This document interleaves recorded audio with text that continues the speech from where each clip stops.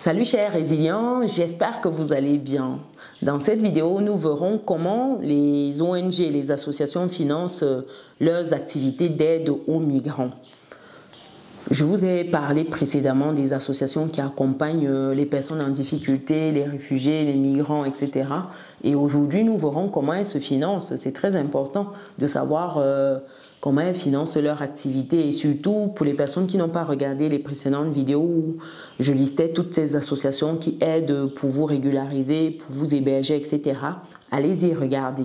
Mais avant ça, pour les personnes qui me découvrent dans cette vidéo, je suis Chimène Nana, je suis maman, je suis entrepreneur, je suis investisseuse et j'accompagne des personnes qui souhaitent investir, qui souhaitent level up leurs finances, qui souhaitent immigrer également en France.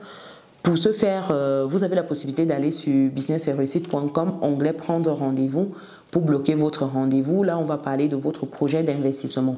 Et pour ceux qui souhaitent immigrer, vous avez ce livre Vivre et réussir en France qui vous donne les clés pour avoir une immigration sereine. Dans ce livre, vous saurez comment fonctionne le système, comment vous installer, vous déployer, où est-ce qu'il faut aller chercher certaines informations, quelles sont les aides qui sont disponibles, les accompagnements, les dispositifs, comment mieux gérer vos finances, comment investir. Donc vous avez tout ça ici. Je vais mettre le lien dans le descriptif de cette vidéo. Et pour les personnes qui souhaitent, il y a également le lien du groupe WhatsApp dédié à l'immigration où vous pouvez intégrer gratuitement, poser vos questions. Si vous êtes déjà sur le territoire, vous souhaitez vous régulariser, vous avez également cette possibilité-là de poser vos questions gratuitement dans le groupe. Après cette parenthèse, revenons au vif de notre sujet. Comment les associations qui aident les migrants financent leurs activités? Ces associations financent leurs activités au travers de différents moyens. Le premier, c'est tout ce qui est dons privés. Donc, il y a de nombreux particuliers qui contribuent en fait à financer les ONG et les associations avec des dons ponctuels ou réguliers. Donc, cela constitue une source importante plutôt dans leur financement. C'est par exemple lorsque vous marchez dans la rue, vous êtes abordé, on vous dit par exemple telle association pour les enfants défavorisés, pour les personnes handicapées, telle autre pour les femmes, ceci, telle autre. En fait, c'est ces associations-là que vous financez quand vous faites des dons ponctuels ou vous mettez en place des virements réguliers. Vous avez également en deuxième source de financement tout ce qui est subvention publique. Les ONG en fait peuvent recevoir des subventions de l'État et des collectivités locales et d'agences européennes qui financent les projets spécifiques liés à l'aide aux migrants. Donc ça dépend de l'orientation de votre association. En fonction de cette orientation-là, vous êtes éligible pour ces financements qui sont d'ordre public. Troisième source de financement ici, c'est tout ce qui est en fait partenariat avec des entreprises.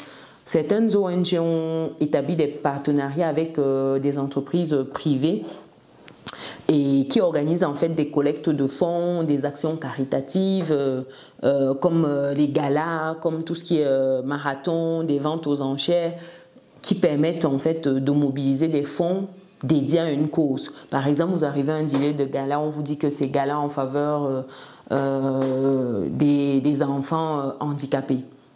Il y a une course par exemple, tout ce qu'on récolte lors de cette course, ce marathon-là, c'est dédié peut-être à une association qui donne à manger aux sans-abri par exemple. Donc il y a ces partenariats-là qui existent lors de différentes manifestations. Quatrième point ici, il y a tout ce qui est collecte de fonds et événements. Par exemple, c'est lorsque les ONG organisent des événements de collecte de fonds.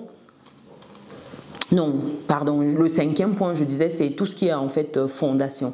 Les fondations ici, c'est certaines ONG qui reçoivent des financements de fondations privées qui soutiennent des causes liées aux droits de l'homme, à l'immigration et à la solidarité. Donc vous avez des organismes comme ça, des organisations qui sont axées sur le droit de l'homme, droit de la santé, droit de ceci pour tous. Et il y a ces financements-là qui sont générés au travers en fait de l'objet même de leur cause. En sixième point, vous avez tout ce qui est crowdfunding. Le crowdfunding ici, en fait, c'est un financement participatif qui est interactif en ligne et qui est utilisé en fait par des organismes pour collecter en fait les fonds. Par exemple, c'est des cagnottes qui sont lancées, par exemple, cagnotte don du sang, cagnotte don de ceci, cagnotte pour des équipements en faveur des enfants démunis, etc. Donc ça aide beaucoup. Une septième méthode ici, c'est tout ce qui est en fait cotisation des membres. Quand vous êtes membre d'une association, il y a la mise en place en fait de cotisations régulières qui se passe. Par exemple, on vous dit, c'est, je dis une bêtise, 10 € par mois, c'est 5 000 francs CFA par mois, etc. Et avec cette cotisation-là, ben, ça soutient les activités qui sont réalisées sur le terrain. Et huitième point ici, c'est tout ce qui est vente de produits ou de services. Quand vous êtes une association, vous avez des actions en fait, qui permettent la vente de t-shirts par exemple, de goodies, etc. Donc ça peut être, ça génère des revenus et ces revenus-là soutiennent en fait toutes les différentes activités de l'association.